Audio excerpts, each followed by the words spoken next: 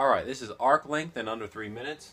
Maybe a little challenging here because there's a lot going on, but the general formula of arc length is S equals theta measure multiplied by R, which is radius. And for some reason, arc length is expressed with S. Okay, don't get caught up on that, but just know that that's what arc length equals theta multiplied by R. And we have a problem here, and it says a person walks along a circular track of radius 1 km centered at the origin.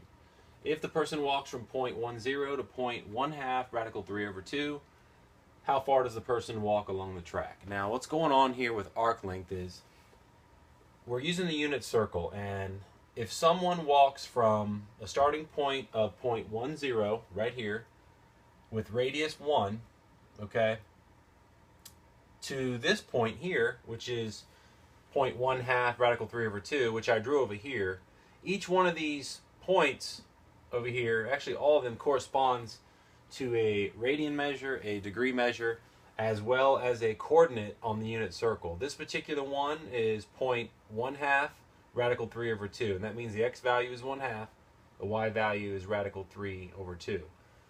And there's other videos that talk about what all the, filling in all these, but just for now, know that's where that location is here.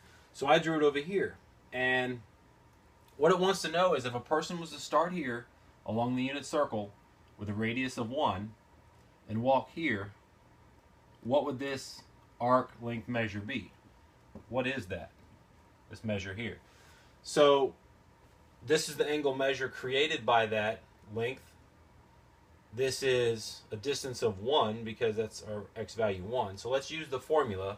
S equals theta measure multiplied by R. So arc length equals, now what measure corresponds to this point right here?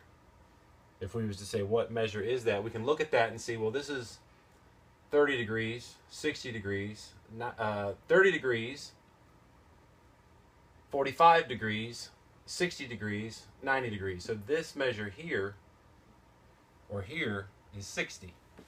60 degrees corresponds to pi over 3. We have to do this in terms of pi. So we're going to do S equals pi over 3 multiplied by R. Well, R is 1. So S just equals pi over 3. Now we have to get that to km, and we have to get a value. Pi over 3 is 1.04. So our arc length is 1.04 right there. That's how we did it. I hope that made sense. If not, check out the video I'm going to do on helping determine all these locations and other help with arc length.